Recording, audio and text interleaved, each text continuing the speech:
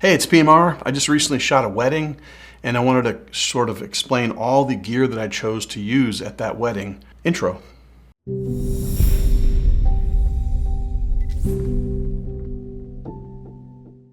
Okay, so first and foremost, I use the A7C Mark II. I love this camera. It is so lightweight and tiny and small. And even though it's small, I do add the A7CR grip. I loved having the grip on there because it just feels perfect. It feels more like an A1 or a A9 III in my hands. But this camera provides me with a 33 megapixel sensor size. It's fantastic. I love the A7C II. For everything but sports, it is my go-to camera. So it's super lightweight. The batteries last forever because the EVF is not as good a quality as the A7R5 or the A9 III or the A1. And that means I get extreme battery life out of it. I mostly use the 20 to 70 G lens. So it's a 20 millimeter to 70 millimeter f4G. This lens is so incredibly useful. I should add that this is an outdoor wedding. It wasn't indoors. So even though I shot it indoors all the time. But anyway, so the 20 to 70, and then I use the new 70 to 200 f4 macro lens, which I adore. And then I have an A1 that I used briefly. Just during the ceremony itself, I added this to my Black Rapid on my left side.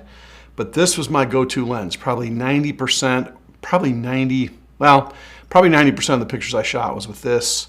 Another maybe 6% with this, and the 4% was with the 7200 because it was just the ceremony itself. And last but not least, I want to mention the Wescott FJ400. I've got 10 of these things. And believe it or not, I have a couple jobs a year where I use all 10. And I've even done stuff where I've asked them for help and support where I've used more. But anyway, the FJ400 is incredible. I made hundreds of portraits of people in addition to all the normal wedding stuff, which I'm going to show you in just a minute. But what I'm amazed at is I always bring an extra battery because I'm a professional. That's what we do. Backups for backups, right? I never had to change the battery. I got all the way through the reception and everything with one battery on the FJ400. This is the best deal going. I know a lot of people use Godox because it's cheap. This thing actually puts out slightly more light than an AD600 Pro, and it costs less. So this is really worth looking at. For a Sony user like me, this is a great way to go. They have a specific Sony trigger now, which is wonderful. Really fast to use. You can change your ratios really quick and all that stuff. But basically, I had one light. I had primarily one camera body, 3 lenses. The last one I haven't mentioned, which is the 35 1.8. Now the 35 1.8 is nowhere near as good as the 35 G Master lens, but it's a lot lighter and smaller and more compact. So really the only thing I used this lens for was in the bridal room a little bit, but mostly just at the reception where it got dark and it was outdoor. It was an outdoor reception under a tent. So this was my kit. Now let's take a look at the pictures I made with it. This is the first picture I made on the wedding day itself. This is shot with a 35 1.8, and it was just the RSVP, and I just liked it. They did such a beautiful job with their invitations that I really wanted to showcase the flowers and the seal and the vellum, and it was just really beautiful. Hair is a big deal. You got to remember to shoot from behind sometimes. This is the 35 1.8 in a pretty dark mixed light situation. I had tungsten light from lamps. I had the makeup artist brought daylight balanced lights like this, and then I had window light coming in too. So I had to really, and of course, you know, A7 Mark II just makes great decisions automatically. The auto white balance works great. I only had to adjust a couple of these. So again, we're 35 1.8 right now. Love that lens. It's just a fantastic lens. It's nice and fast, lets in gobs of light. It's super small and lightweight. I sold mine when I got the 35 GM, and about 6 months later I bought it back. I bought another one. So I just love having the compact, tiny little itty bitty fast wide lens. This is the sister kind of buttoning up the dress. Again, 35 1.8, really, really nice. And because it's 1.8, you can really isolate people with focus. So I was really interested in the two sisters and their interactions throughout the day. It was pretty cool. Sorry about me there in the foreground on the left. That was bad.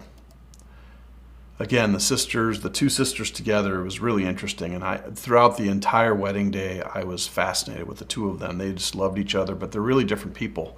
But it's kind of fun to just see them. This is the father of the groom, and he was getting his flowers put on, a little bit before the ceremony started. Really cool guy. This is the father of the bride, and I should note that this is Barry Seaton. He has shot way more weddings than I've ever shot. He was a wedding photographer for pretty much 20 years plus. He was shooting 40, 50 weddings a year. And his wife, Lynn, is a graphic designer, and they chose me to shoot their daughter's wedding, which I was really humbled by that. So thank you guys. But anyway, this is now the 20-70. Back in that same room where I was using the 1.8, and I just had to raise the ISO up some, but you don't even see any grain really. It's really, really nice. And this is the father seeing the bride for the first time in her dress. This reception place is like a tiered thing. It's on a very steep hill, and so there's I believe there's a total of 6 different levels, and it's a lot of running up and down, let me tell you. And when you're doing that running up and down, you don't want to be fooling with a bag or even 2 camera bodies. So at this point, I've got the 2 camera bodies on a Black Rapid, 20-70 on my right, 70-200 on my left. But it's so lightweight, I was bouncing up and down these steps, and I'm not string chicken anymore, and it worked out great. But this is them coming down by the fountains, and the diffused light from the umbrella was really nice. Helped me a lot.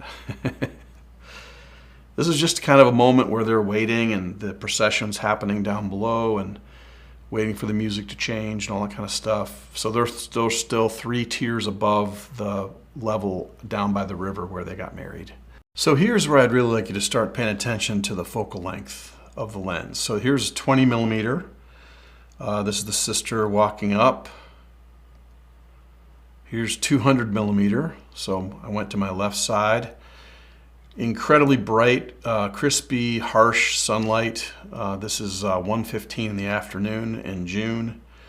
But notice how the height files from Sony are handling this really well. I mean, of course, all these pictures have been doctored up a little bit by me. They've been toned, and you open up shadow and pull highlights in, but not too much. 20 millimeter again, that blue sky. This at 24 millimeter would be not okay, because you wouldn't have the top of the trellis, you wouldn't have the best man and the maid of honor. You'd be losing a lot of stuff, I think.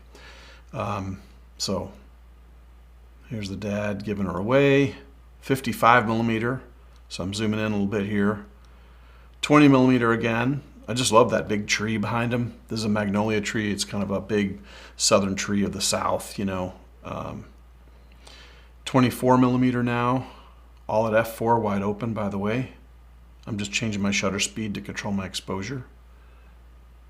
This is the best man, the brother of the groom. Just a little detail with a 200 millimeter. This is actually 200 millimeter punched in, so I'm the A1, so I've got a 50 megapixel box along with my 33, and so a picture like this is no big deal. 33 millimeter back to the 20-70. You can just see how useful the 20-70 is at an outdoor wedding. Now here's the 7200 f4 macro, 158 millimeters, 200 millimeters. The Kiss, 87 millimeters, so this is the 7200 again. Here's a punched in version and then a non-punched in version, 70 millimeters. Them walking away with the officiant there, who was a family member, 32 millimeters back to the wide, 70 millimeters. And then I did a portrait with the Wescott FJ400 of everybody that was there. They did a very small wedding ceremony with only immediate family, and then they invited lots more people to the reception. I think there was like 150 people at the reception. So this is, 2500th of a second f4. This is, of course, high-speed sync with the FJ400 Wescott light. If you have any questions about this light, I use it constantly for everything I do. So put your questions in the area below. And then I get them for about 20 minutes to myself. Everybody walked back upstairs to start the drinks and stuff and the reception.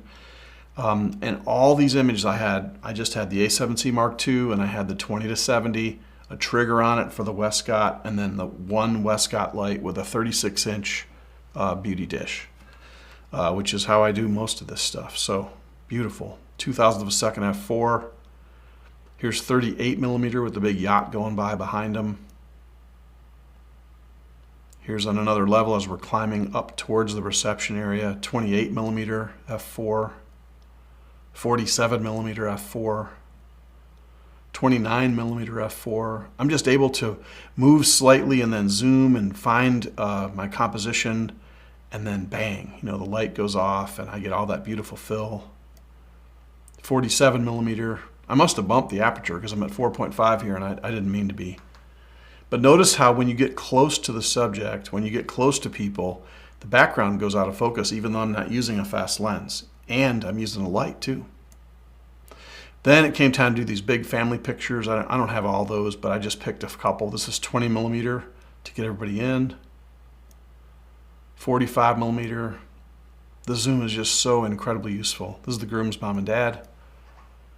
This is the bride's family. 53mm. 66mm. Here's the bride's family, 24mm. So I'm just sliding in and out. The light is consistent. The light outside is pretty much staying the same, so I can just zoom to my heart's content. I just stay at f4 and high-speed sync. 47mm, 39mm. Here's just a grab shot. This is punched in with the A7C Mark II, just a cute picture of this dad and his little girl. And then this available light now, 38mm f4. There's no light here. You see the difference between these pictures. They look kind of fake. They're beautiful, and people love them. But then this is available light, what most photographers do. More available light. And available light's fine. I just prefer the lit stuff for when you can do it. This is 70mm, coming from extremely bright light underneath the tent. It's kind of tough, but it still worked. 53mm, 33mm with the groom watching. This is her hugging her mom's best friend. More family people, 51mm, 20mm again. This is a sister and her friend, 51mm,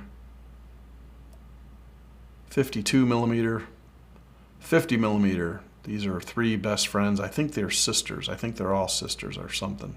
Best friends or something. I don't know. They had tattoos. It's funny. And then during dinner. So what I always do is I ask the bride and the groom to feed me first. So whenever people are going to get fed, I like to go up 15 minutes early and sit down. I get off my feet. I drink a bottle of water and I eat a full meal. Then when dinner begins, I can start grabbing people. So as they're waiting for their tables to be called, I just grab people from the reception dinner and I pull them to my little studio, which is just my light on a stand with a good background. And I just do these. And then people get the idea and they start coming over saying, hey, can I get a picture of me and my son? And here's the parents of the bride, kind of messing around a little bit. This is the bride's aunt. So the bride's dad's sister. 46mm, 46mm, 50mm, same thing. So I'm bringing them to me. I'm not having them walk far. I'm on the same level as the meal, but I'm grabbing people and I'm going to each table and I'm not really asking them. I'm saying, hey, I need you to come with me. And so what's going to happen is when people see the website with all the pictures, these are going to be like Christmas cards, all kinds of stuff. So now we're back inside for the cutting of the cake. 20mm. It's a tiny, tiny little room. They're backed up into a corner, but I want to get as many people in there as I can, and the cake cutting. Here's the father of the bride's toast and his talk, 70 millimeter. Back outside with the light again, family portrait. And then it's like 8:36 at this point, p.m. So the sun is going down. I make the decision to lighten my load even more. So I take the 20 to 70 off and I put the 35 1.8 on, and I continue to shoot. This is the first dance, just a reflection with the sky of the first dance. Another first dance, but this is the father of the bride and, you know, the bride. So I'm zooming with my feet, right? So here's 35 millimeter and here's 35 millimeter, but very different. I was really lucky to get her crying and a tear coming rolling down her cheek right here. So now it's really, the sun is gone. It's, the sky is starting to get really good. This is where I get really excited as a photographer, because I start pulling people towards the light and really, I'm actually having people repeat too. Come on back. The light is so good in the background, I say, and then they come. Notice I stayed with the prime lens now, 35 1.8, and because it's appropriate, and it's also going to focus like no problem. Parents of the bride again, just his buddies. Fantasy football team, I think that is. Older people, you got to get them. You got to shoot the older people that are there, because you know, it's one of my great honors when people call me out of the blue and they say, hey, you shot my wedding 10 years ago. Do you have a picture of my grandmother for her casket? And that is an awesome call to get. And you say, yeah, absolutely do. Here you go. So this is available light, 6400 ISO with a 35 1.8. Just people dancing. Auto white balance is just kicking here. Then, you know, they're having fun, and the DJ lights are starting to really interfere a little bit. He had a laser going. You got to be careful with the lasers. You can't shoot into the laser directly. So when it got really dark, I just put my light up, the next level up, with the light bank on it, and just pointed it at the dance floor. And then I went back down the level and just kept shooting. Really nice stuff. It's really easy to do this. This is kind of late. You know, it's getting late. It's almost 10 o'clock at night.